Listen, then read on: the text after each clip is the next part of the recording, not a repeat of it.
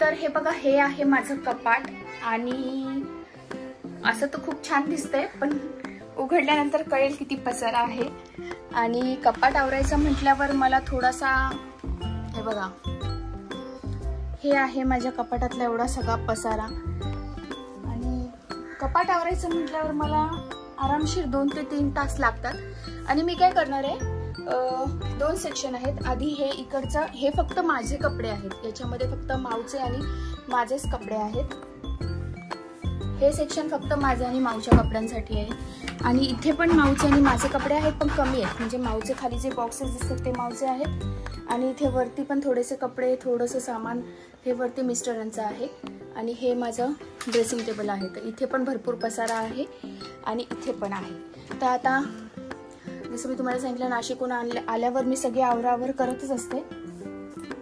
पण कपाट आवरायला काढायचं म्हटलं थोडंसं वेळ काढू काम असतं. म्हणजे असं नाही की आपण 1 तास ठरवलं तर 1च तासात होईल, कधी कधी जास्त वेळ पण लागतो. तर मी आधी काय करणार आहे, एक सेक्शन आवरणार आहे. म्हणजे एका सेक्शन पासून सुरुवात करणार. आधी इकडे हा कप्पा, हा झाला की हा, मग असा एक सेक्शन आवरणार आहे.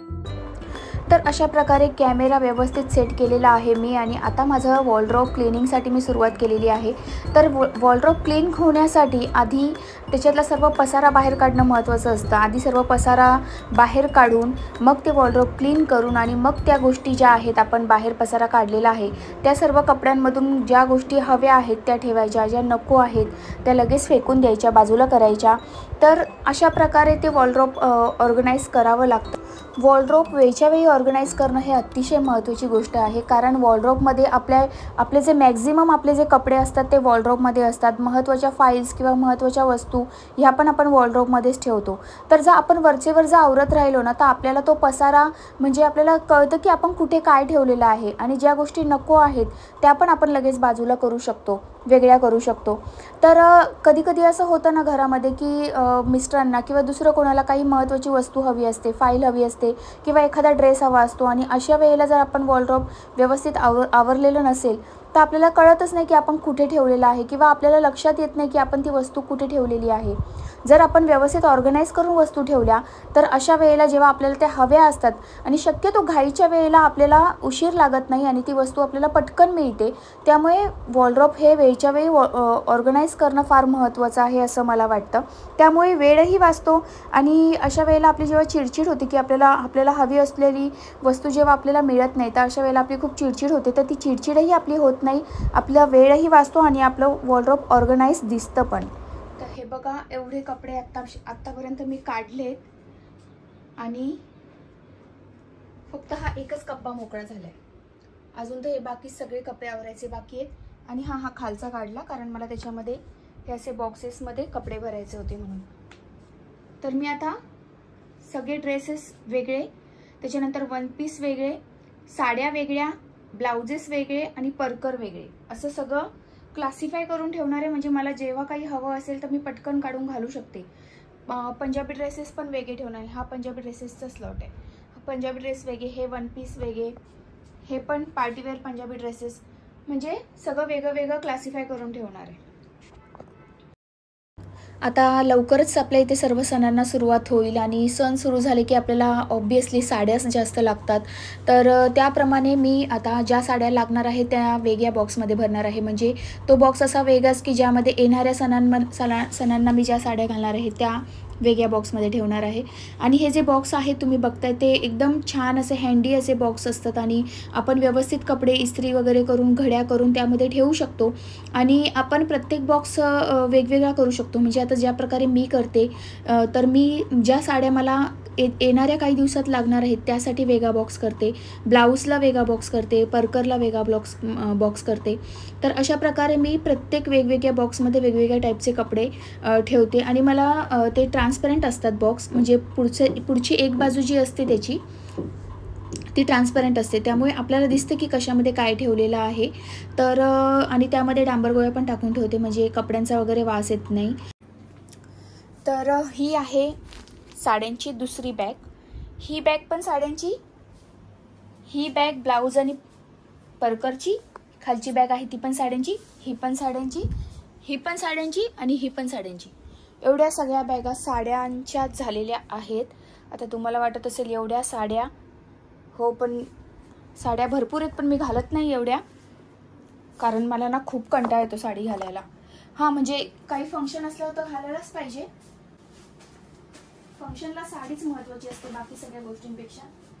तर फायनली मी सर्व साड्या एकत्र केलेल्या आहेत असं मला वाटतं. अजून एक राहिले काहीतरी. हो, हा ड्रेस माझ्या बहिणीने मला बर्थडेसाठी गिफ्ट केलाय. आणि आता जेव्हा मी नाशिकला गेली होती तेव्हा तिने मला हा दिला. तर मी घालेन, म्हणजे बघू आता कधी, जेव्हा एखादे चांगलं काही कार्यक्रम वगैरे असेल तेव्हा घालेन. 5वी बॅग पण आता भरून रेडी आहे. अरे याच्यामध्ये डांबर गोळी टाकायची आहे, पण डांबर गोळी टाकून देते. ह्या बॅगेमध्ये काय पसारा आहे ते बघूया. मला खूप आता 1 तास होत आला मी आटोपते, पण मला कंटाळा आला. ओ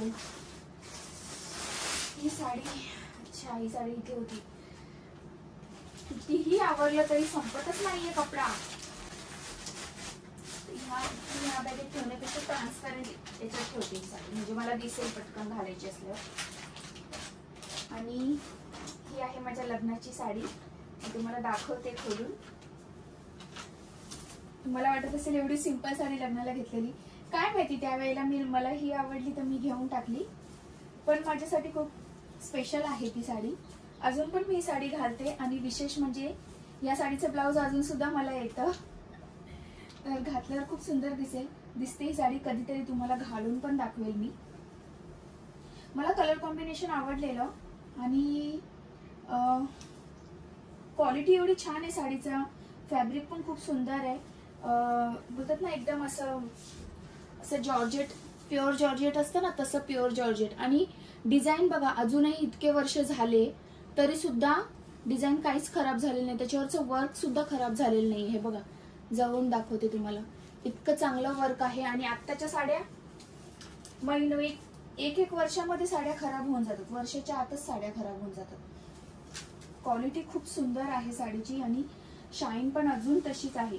खरं तर मी तेव्हा शालू घेणार होती, पण माझ्या मैत्रिणी बोलले शालू नको घेऊ, शालू आपण एकदाच घालतो लग्नात आणि मग परत घालत नाही, तसाच पडतो.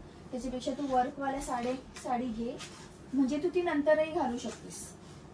आणि जेव्हा माझं लग्न झालं तेव्हा वर्कवाल्या साड्यांचाच ट्रेंड होता. बिघडली वाटतं घडी, काहीतरी बिघडली वाटतं, खालून सुटली. हेवी साड्यांची घडी मला जमत नाही, थोडासा प्रॉब्लेम आहे माझा हेवी साड्यांच्या घड्यांचा. तर आता मी हे ब्लाऊज त्याच्यावरचं प्रेस करावं लागेल घालायची असेल तर. पण घातल्यावर खूप सुंदर दिसते ही साडी, अजूनही सुंदर दिसते. या साडीचा ग्रेस बिलकुल कमी झालेला नाही, ती जुनी साडी तरी. तर हे बघा, एवढ्या बॅग्स माझ्या रेडी आहेत कपड्याच्या. आणि इथे अजून एवढा पसारा आहे बघा. माझं वॉर्डरोब आता हे एवढं मोकळं झालं आहे. इथे काय अडकलंय, अच्छा फायली डॉक्टरची. आणि इथे खाली पण एवढी स्पेस आहे आणि इकडे वरती पण आहे, पण याच्यात पण कपडे आहेत. आणि प्लस इकडचं अजून आवरायचं बाकी आहे. तर मी आधी हे जे मोकळे झालेले जे कप्पे आहेत ते आधी पुसून घेते व्यवस्थित, आणि मग त्यानंतर ह्या बॅग्स आणि हे सर्व सामान ठेवते. तर आता असं झालंय की ऑलमोस्ट मला 2 तास होत आलेले आहेत हे सगळं आवरता आणि मला खूप कंटाळा आला आहे. हे आवरता मला खरंच खूप कंटाळा आला आहे, डोकं पण दुखायला लागलंय. तर मी आता असं विचार करते की मी ब्रेक घेणार आहे, म्हणजे चहा घेणार आहे थोडासा, अर्धा कप.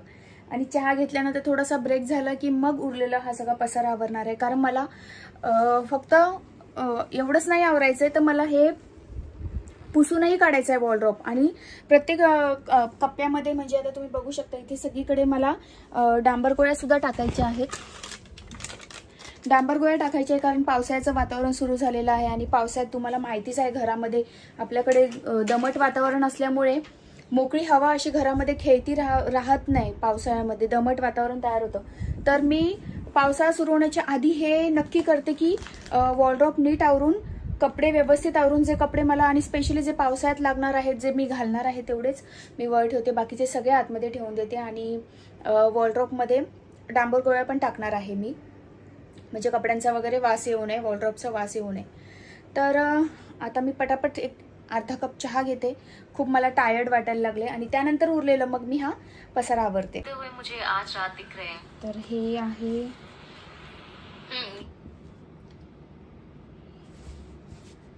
हे डीमार्ट मधून घेतलं होतं मी. तर हे वॉर्डरोब पुसण्यासाठी हे वापरणार आहे मी.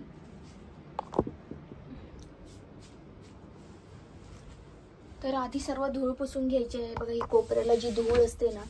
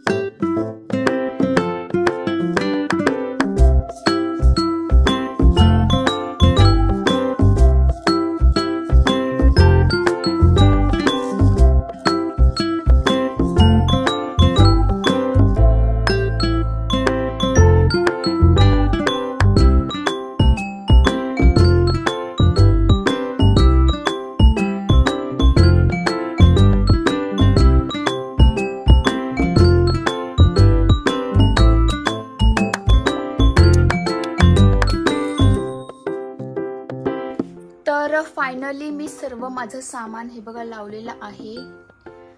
हा माऊचा कप्पा पण आवरला आहे. इथे वरती पण आवरून झाला आहे आणि हे इथे पण आवरून झाला आहे आणि इथे खाली पण सगळं आवरून झालेलं आहे. तर हा फायनली माझा कप्पा आता आवरून झालेला आहे आणि पूर्ण एवढंच आवरायला मला पूर्ण 3 तास लागलेले आहेत. तर हा तर माझा हाफ वॉर्डरोब आहे आणि उरलेला हाफ इकडचा, पण तो आता आवरण्याची माझ्यात ताकद नाही आहे कारण मी स्वयंपाक केला नव्हता. आता फक्त खिचडी बनवली आहे.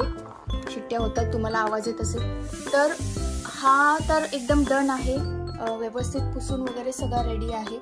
तर मेन म्हणजे ह्याच कपड्यांना जास्त वेळ लागतो आणि मी सॉर्ट आउट पण केलेत कपडे. हे बघा, जे कपडे माझे नको आहेत ते मी इथे बांधून ठेवलेत आणि हे तर सगळे फिटिंगला द्यायचे आणि हे इस्त्रीला द्यायचे. सो सॉर्ट आउट पण केलेले आहे. जे घालणार आहे तेच सध्या इथे ठेवलेले आहेत. तर अशा प्रकारे माझं वॉर्डरोब आवरून झालेलं आहे. तर दुसरा साईडचा पण वॉर्डरोब आवरणार आहे, पण आज नाही, बहुतेक मी उद्या आवरेल. बघूया, जर मला जमलं तर ते सुद्धा मी शेअर करेल तुमच्याशी. तर अशा प्रकारे माझं वॉर्डरोब आवरून झालेलं आहे. मी तुम्हाला दाखवलं मी कशा प्रकारे आवरलं, पण सगळंच दाखवता नाही येत कारण व्हिडिओ खूप मोठा होऊन जाईल. तर मी थोडंसं शॉर्ट असे क्लिप्स घेऊन मी व्हिडिओ एडिट केला आहे आणि तुम्हाला दाखवण्याचा प्रयत्न केला आहे की मी कशा प्रकारे आवरते. तर शक्यतो वॉर्डरोब आवरायचं म्हटल्यावर माझ्या डोक्यात एक गोष्ट ठरलेली असते की मी एकदम सगळे कपडे बाहेर नाही काढत, म्हणजे एक एक कप्पा आवरते, म्हणजे जेणेकरून मला लोड येणार नाही त्या कामाचा.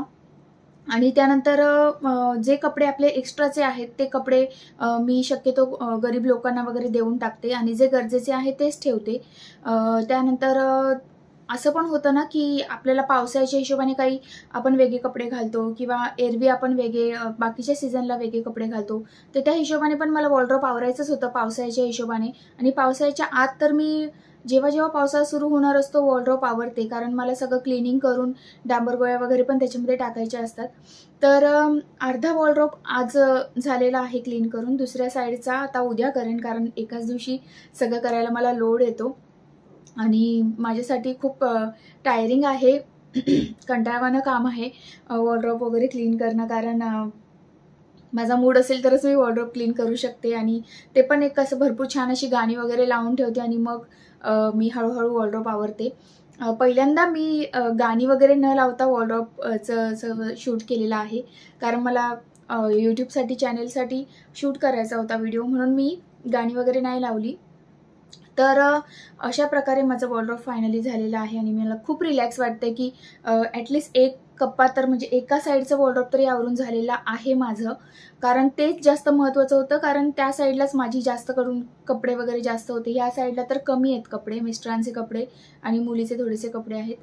तर असा फायनली माझा ब्लॉग झालेला म्हणजे काम झालेलं आहे. तुम्हाला ब्लॉग कसा वाटला हे मला नक्की कमेंटद्वारे कळवा आणि तुमच्या काय काय तयाऱ्या सुरू आहेत पावसाळ्याच्या तेही मला कमेंटद्वारे कळवा. व्हिडिओ आवडला असेल तर नक्की लाईक, शेअर, सबस्क्राईब करा.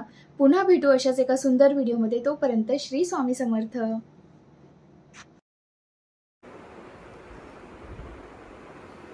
तर बघा, आता जे दुसऱ्या बाजूचं कपाट होतं ते सुद्धा मी आवरून घेतलंय. तशा प्रकारे हे मिस्टरांचे कपडे आहेत, इथे वरती पण मिस्टरांचे कपडे आहेत आणि हा माऊचा कप्पा आहे.